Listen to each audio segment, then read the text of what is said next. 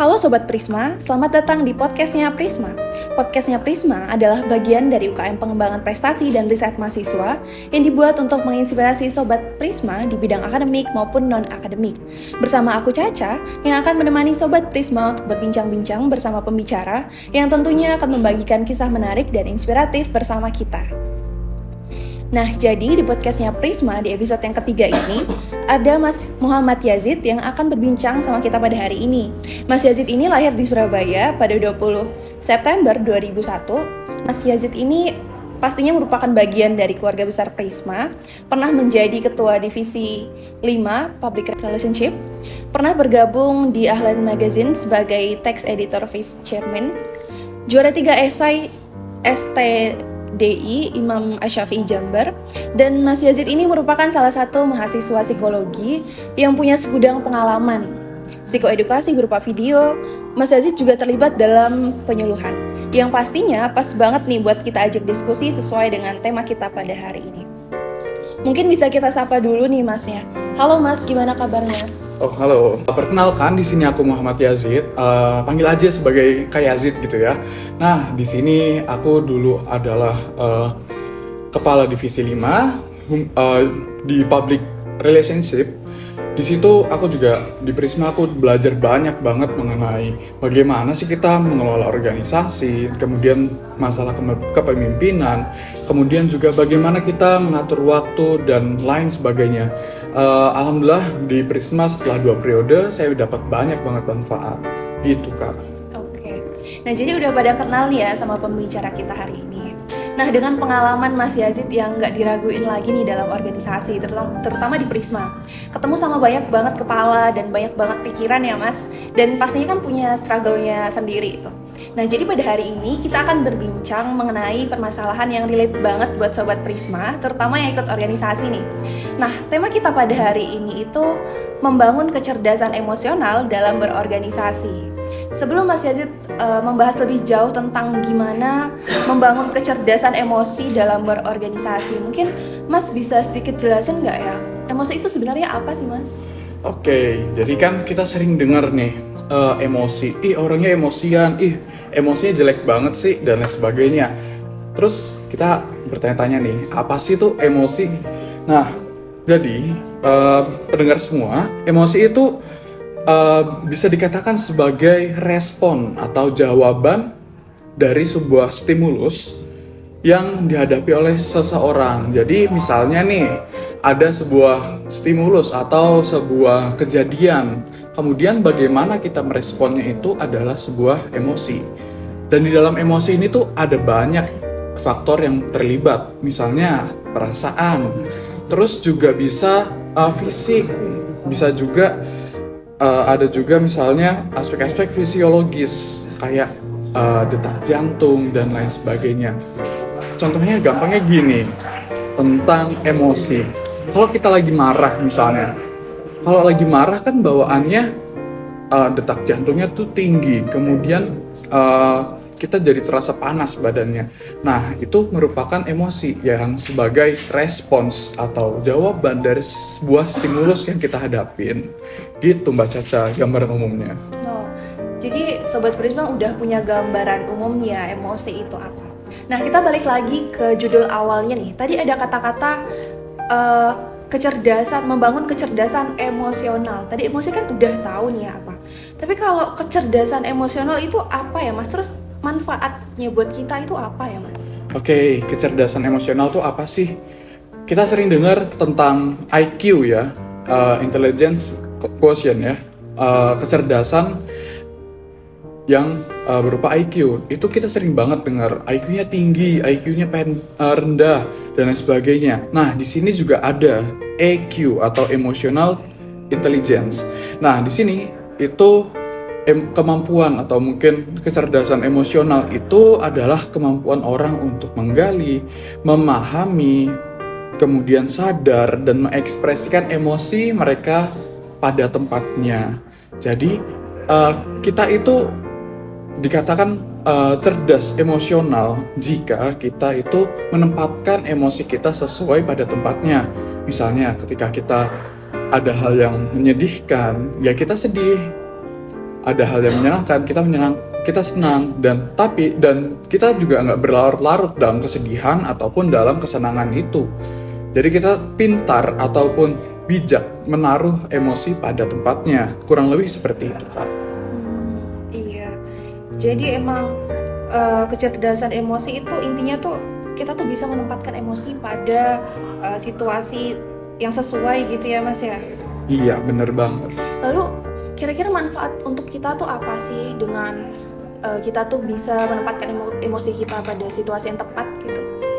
Oke, ngomong-ngomong tentang manfaat dari kecerdasan emosional, kita ambil konteksnya di organisasi ya. Nah, di organisasi tadi kan Mbak Caca udah bilang tuh, bakal ada banyak kepala, banyak pendapat, bahkan banyak suara, yang dimana kita nggak mungkin kan untuk nurutin satu-satu pendapat atau keinginannya. Butuh untuk mensinkronkan harmoni dari pendapat ataupun suara tersebut. Nah, kecerdasan emosi tuh main peran penting banget tuh di sini. Misalkan, orang yang cerdas emosi itu bisa mengendalikan bagaimana dia menyikapi perbedaan pendapat yang ada, sehingga nanti kemudian orang yang punya cerdas atau orang yang cerdas secara emosi itu bakal memimpin secara efektif karena dia bisa mensinkronkan atau mengharmonikan pendapat-pendapat yang ada di organisasi tersebut. Selain itu, karena dapat menaruh emosinya pada tempat yang sebenarnya atau yang sesuai, orang yang cerdas secara emosional juga bisa memiliki kinerja tim yang baik.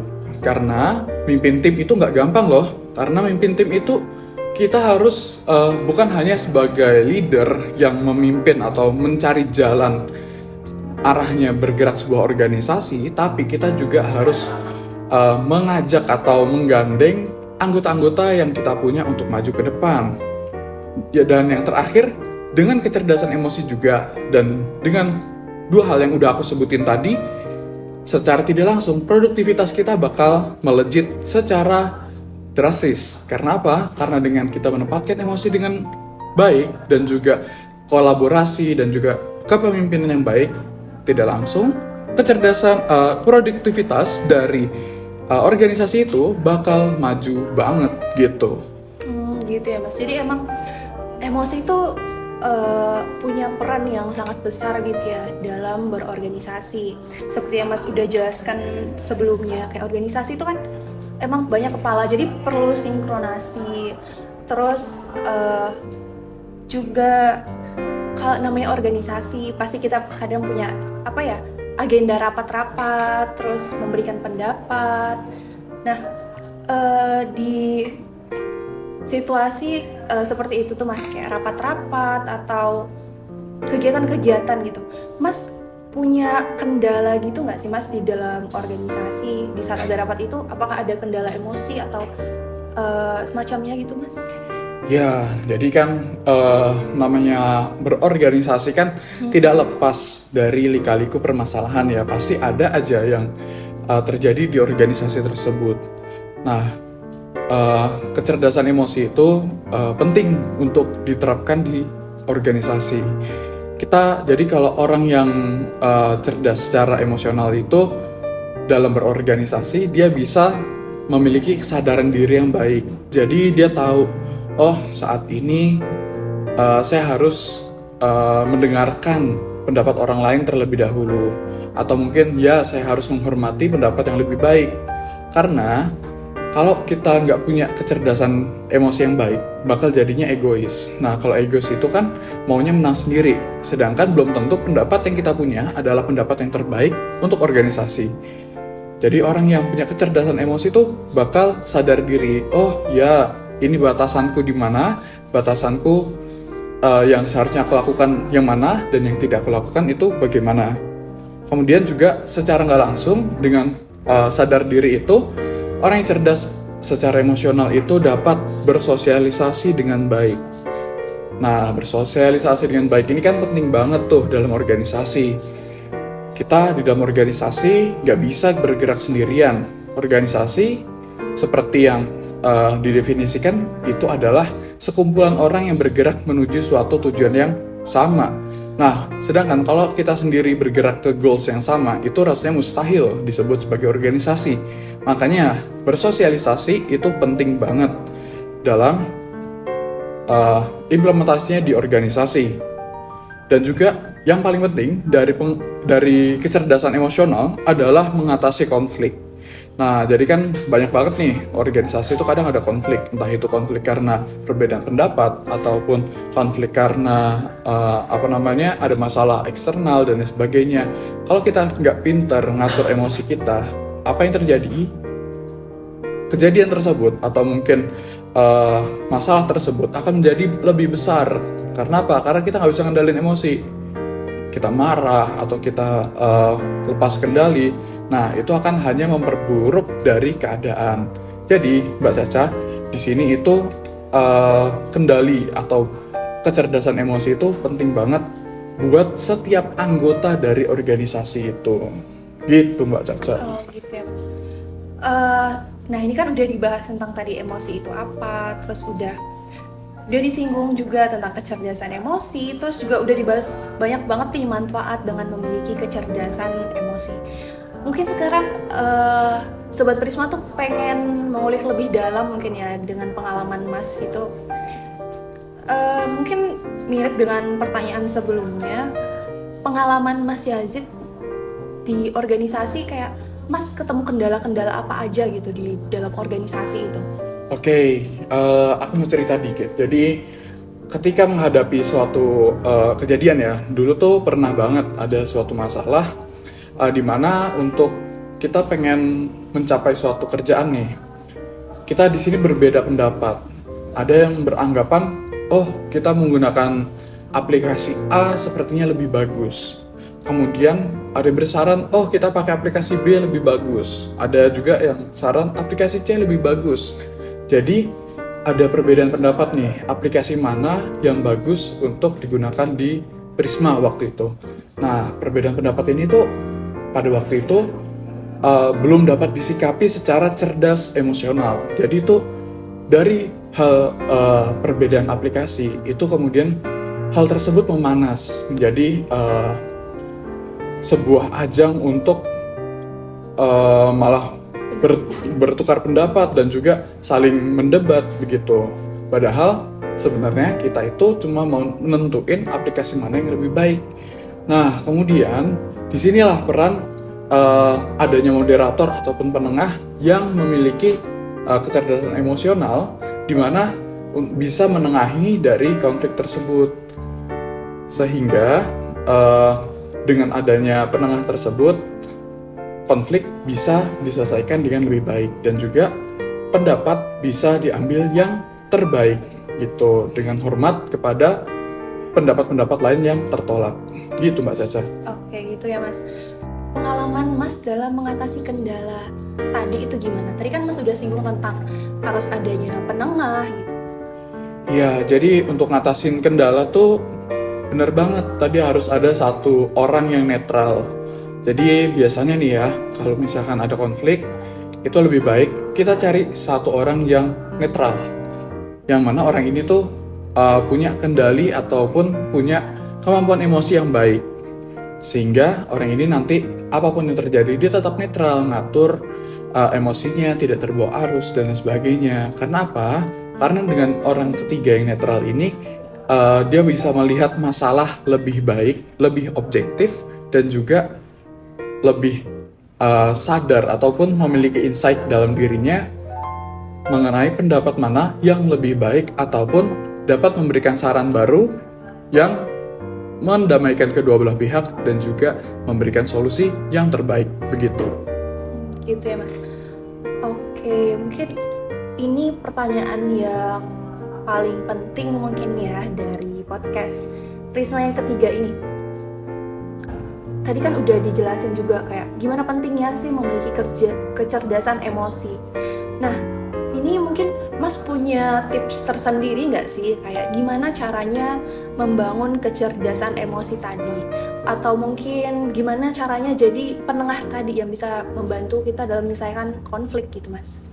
Oke, mengenai tips-tips dari mengatur emosi ya.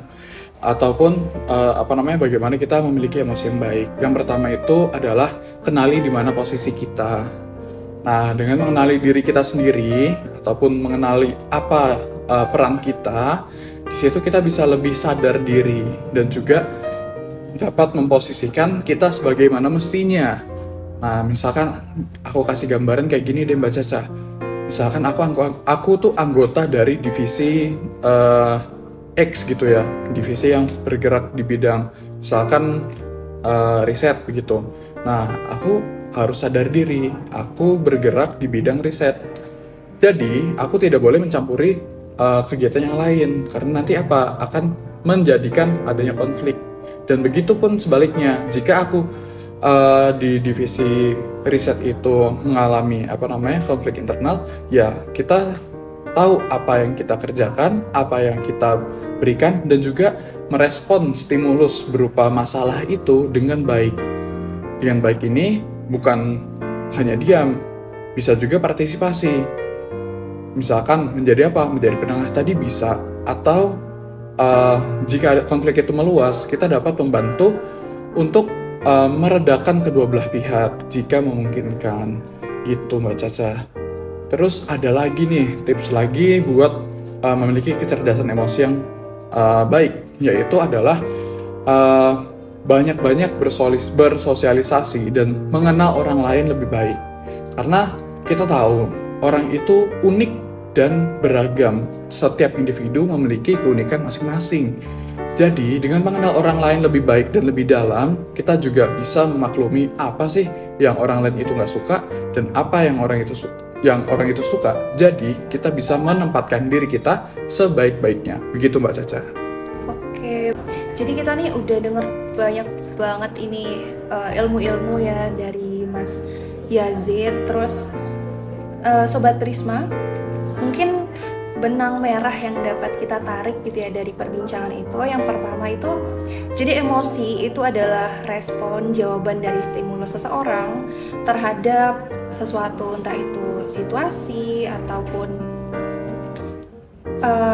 kejadian gitu ya Mas.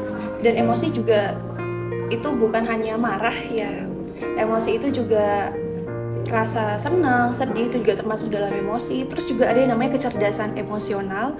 Itu emotional intelligence, itu seseorang itu dikatakan cerdas secara emosional itu ketika seseorang itu bisa menempatkan emosi pada situasinya.